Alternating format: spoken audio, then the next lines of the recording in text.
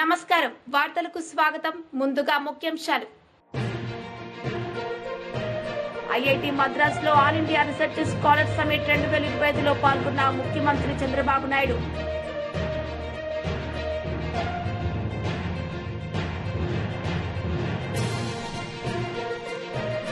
మాజీ ఎంపీ కవిత మీడియా సమావేశం, పలు అంశాలపై వివరణ. ఐఐటి మద్రాస్ లో all India research scholars summit 2025లో పాల్గొన్న ముఖ్యమంత్రి చంద్రబాబు నాయుడు. ఈ సందర్భంగా ఆయన ప్రసంగించారు. Really, I'm telling you, I am an optimist, but practical, not theoretical. When he came, he has seen all these things at the time, beginning of high-tech city, beginning of pharma, beginning of biotechnology, all these things. When he heard about my ideas, all these things, he said, politicians cannot talk like this. He's a mad guy. These are all impractical things he's talking. Then my opposition parties are attacking me. What are you doing? Then I can't do anything. Kept it. Then that man has become Prime Minister in Switzerland.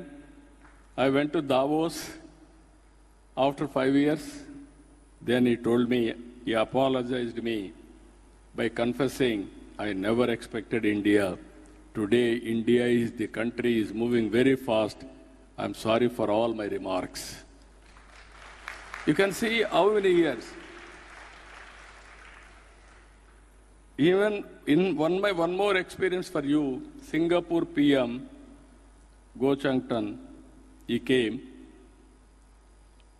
And then we are traveling, I used to say all these things, high-tech city, what is my future plan, Cyberabad, and biotechnology, all these things.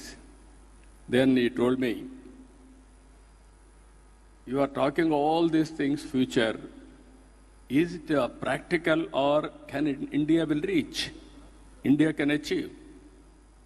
Then I said very emphatically, yes, India is going to achieve. Then he told me, let us see. I'm not confident. He became senior minister in Singapore government. After PM, there is a provision for them. I went to Singapore because I love that country always. Then he told me, you told all these things I didn't believe. Now everything is happening. I am proud of Indians.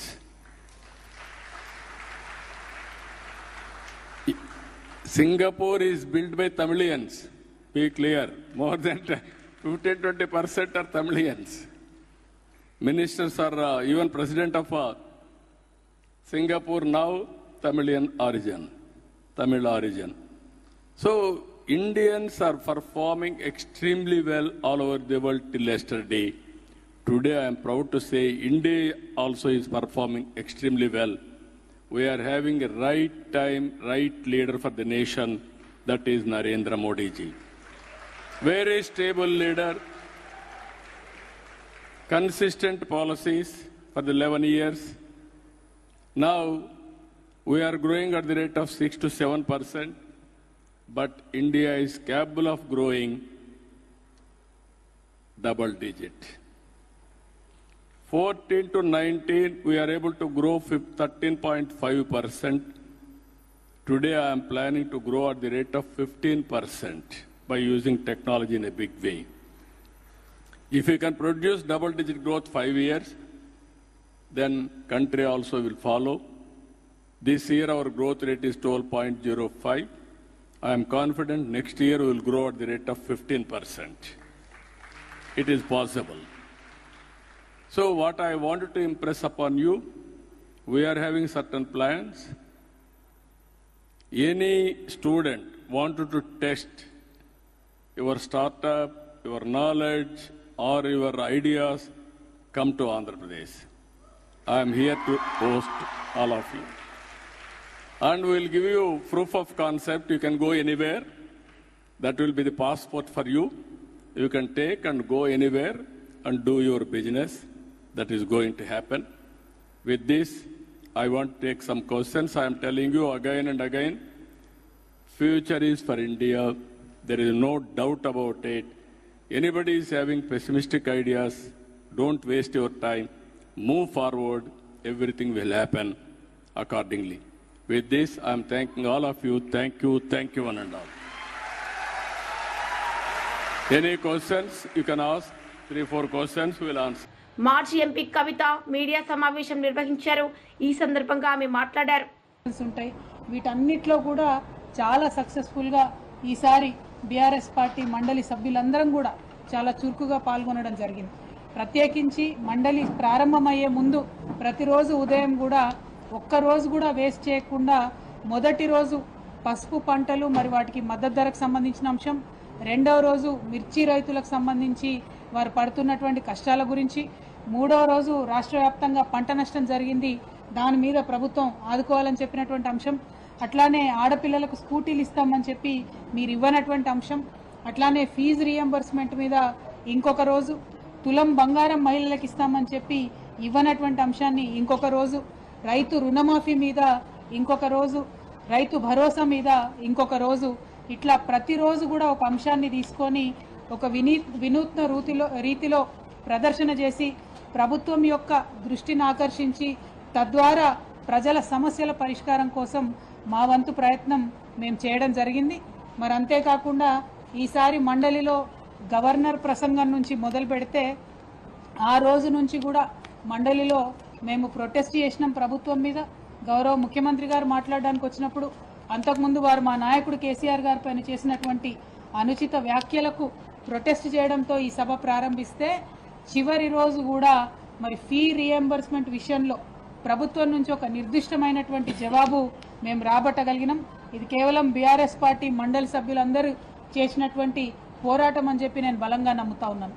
ఇన్ని రోజులు fee reimbursement మీరు 8,000 కోట్లు ఇవ్వాలంటే జవాబు చెప్పినటువంటి ప్రభుత్వం మొన్న మండలిలో గౌరవ ముఖ్యమంత్రి గారు 12 నెలలలో పాత అప్పులను నెలకింత అని తీరుస్తామని చెప్పి కొత్తగా ఇవ్వాల్సిన ఫీ రీఎంబర్స్మెంట్లు ఆన్ ద స్పాట్ ఎప్పటికప్పుడు పేమెంట్ చేస్తామని చెప్పి మండలి సాక్షిగా వారు మాట ఇవ్వడం జరిగింది.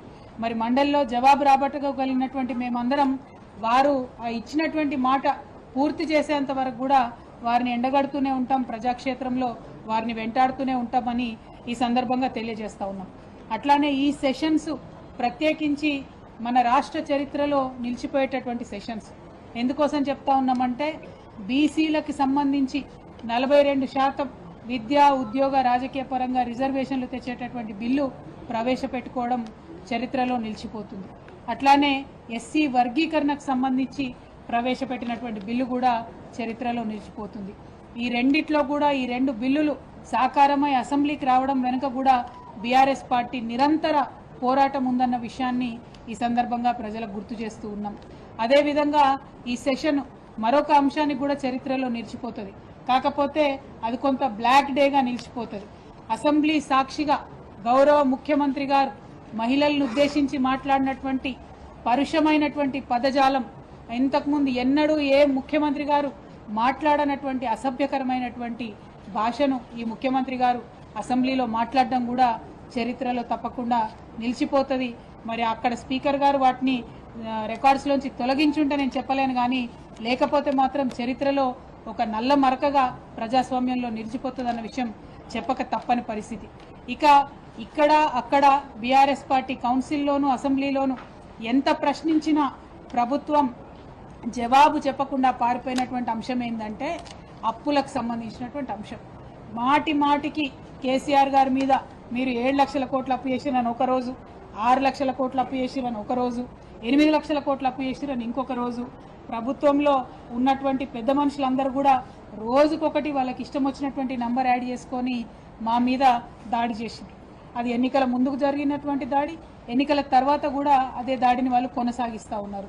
ఇవాళ అధికారంలోకి వచ్చిన తర్వాత నిజానికి చాలా ప్రశాంతంగా పరిపాలన చేసుకోవచ్చు, కానీ బీఆర్ఎస్ పార్టీ వారిని ప్రశ్నిస్తున్నటువంటి వైఖరితోని వారు బాగా ఫ్రస్ట్రేషన్కి లోనై ఇంకా కూడా తప్పులు చెప్తా ఉన్నారు అప్పుల విషయంలో అన్న విషయం ప్రజలకు తెలియజేస్తా ఉన్నాం.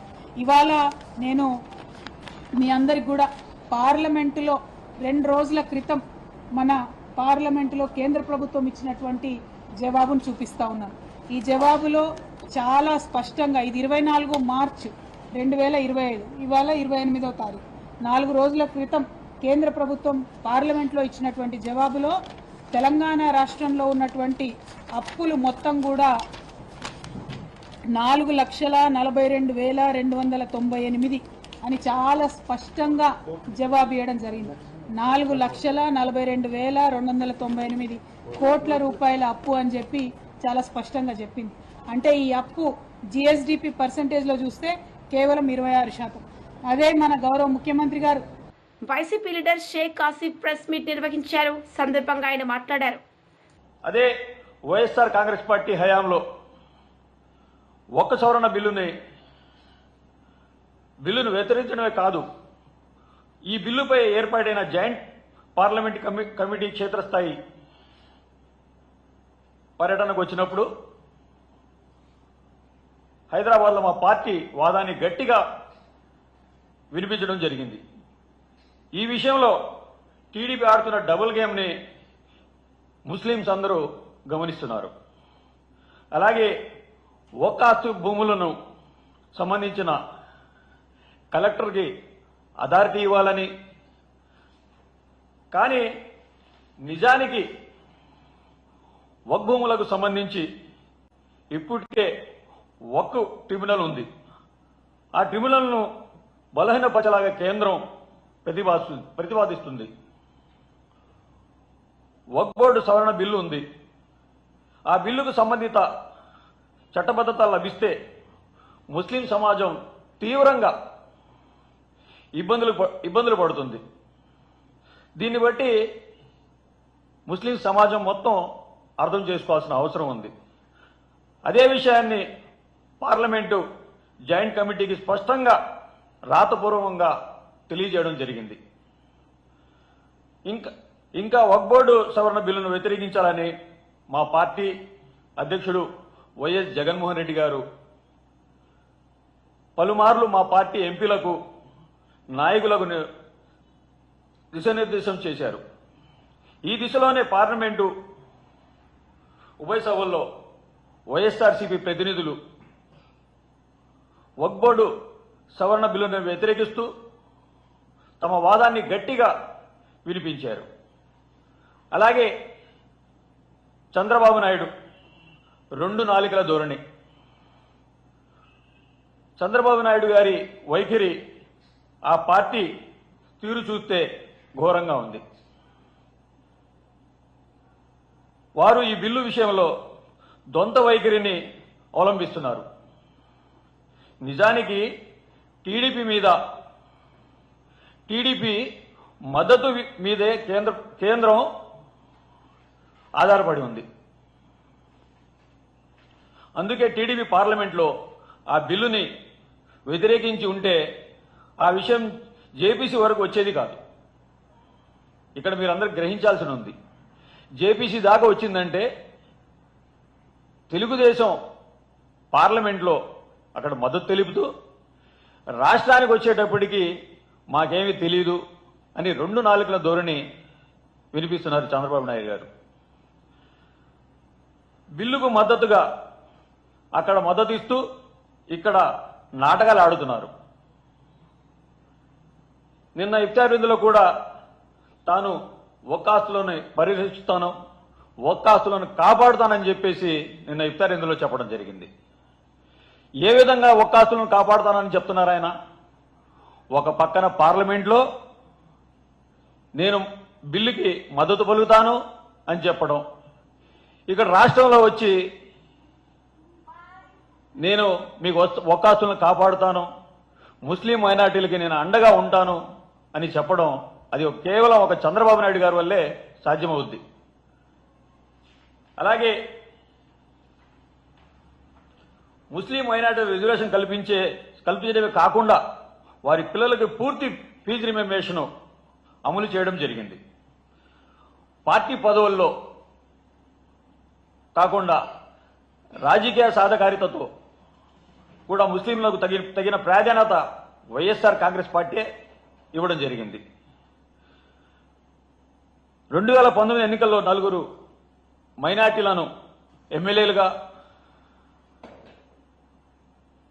గెలిపించడమే కాకుండా 4 ఎమ్మెల్సీ స్థానాలు, అలాగే ఒక మైనార్టీ అమ్జద్ బాషా గారికి ఉప ముఖ్యమంత్రి కూడా ఇవ్వడం జరిగింది. వైఎస్ఆర్సీపీ ప్రభుత్వంలో 58 నెలల కాలంలో ముస్లిం మైనార్టీలకు వివిధ పథకాల కింద నేరుగా బటన్ నొక్కి వారి ఖాతాలో జమ చేసిన ఘనత గౌరవ మాజీ ముఖ్యమంత్రి వైఎస్ జగన్మోహన్ రెడ్డి గారికి దక్కుతుంది. మొత్తం దాదాపు 13,613 కోట్ల రూపాయలు ముస్లిం మైనార్టీల సంక్షేమం కోసం జగన్మోహన్ రెడ్డి గారు వాళ్ళ ఖాతాల్లోకి జమ చేయడం జరిగింది. మరోవైపు నాన్ డిబిట్ పథకాలంటే ఇళ్ల స్థలాలు, విద్యా కానుక, సంపూర్ణ పోషణ వంటివి లెక్కేస్తే మరో 10,800 కోట్లు, అంటే ఆ 58 నెలల కాలంలో మైనార్టీలకు మొత్తం 24,413 కోట్లు ఇవ్వడం జరిగింది. అలా వైఎస్ఆర్సీపీ ప్రభుత్వంలో 24,000 కోట్ల పైచీలుక మైనార్టీలకి సంక్షేమం కోసం ఖర్చు పెడితే, అంతకుముందు 5 ఏళ్ల పాలనలో టీడీపీ ప్రభుత్వం అందుకోసం చేసిన ఖర్చు కేవలం 2,665 కోట్లు మాత్రమే. ఇక్కడ గ్రహించాల్సి ఉంది, జగన్మోహన్ రెడ్డి గారి ప్రభుత్వంలో 24,000 కోట్ల రూపాయలు పైచీలకు ఇస్తే చంద్రబాబు నాయుడు గారి హయాంలో 2,665 కోట్ల రూపాయలే ఖర్చు చేయడం జరిగింది. ఇంకా షాదీ తోఫా, ముస్లిం పిల్లలు కూడా బాగా చదివేలా వారి ప్రోత్సహించడమే కాదు, వారి కోసం షాదీ తోఫా పథకంలో 10వ తరగతి పాస్ కావాలని నిబంధన బీఆర్ఎస్ లీడర్ ప్రెస్ మీట్ నిర్వహించారు. సందర్భంగా ఆయన మాట్లాడారు.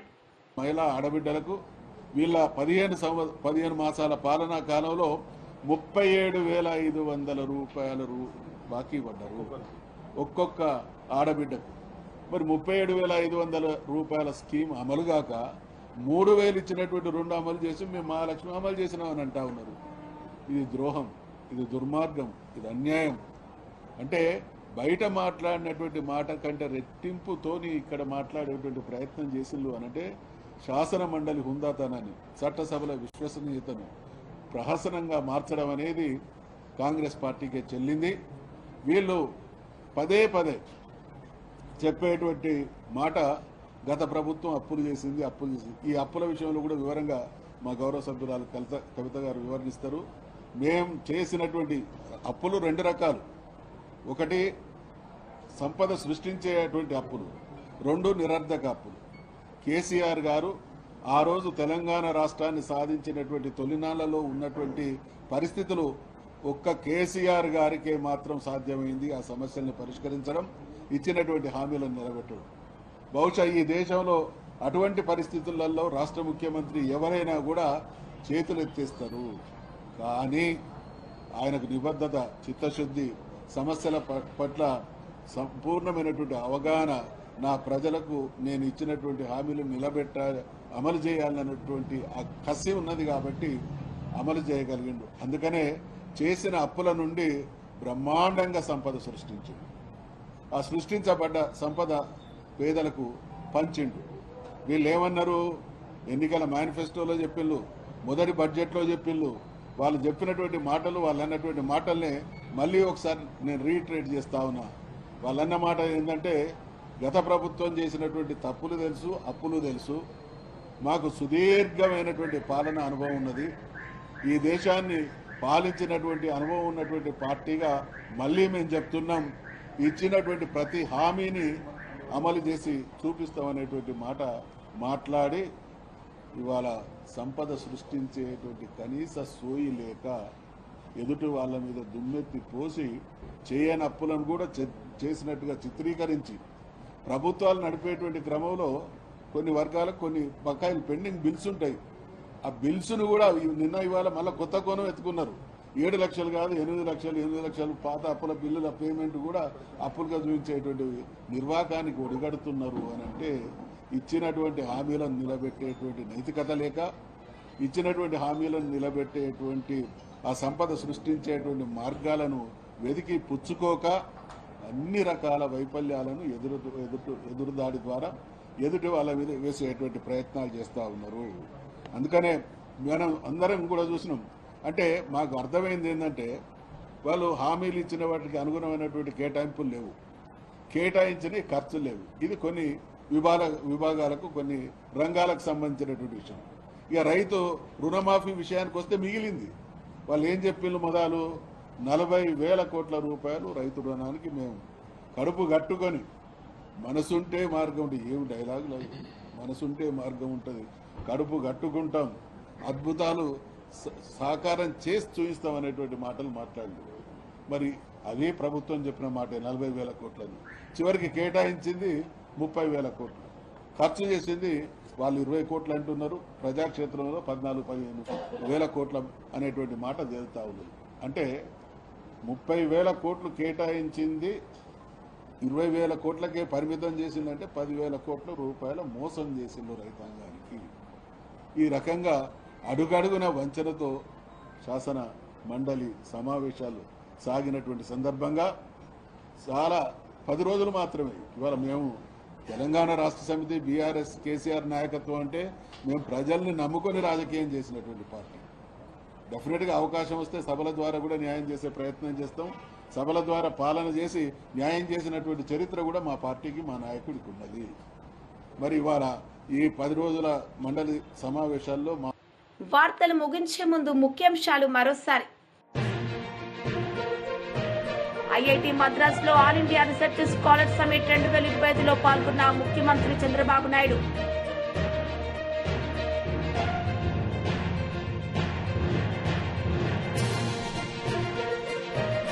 మాజీ ఎంపీ కవిత మీడియా సమావేశం, పలు అంశాలపై వివరణ.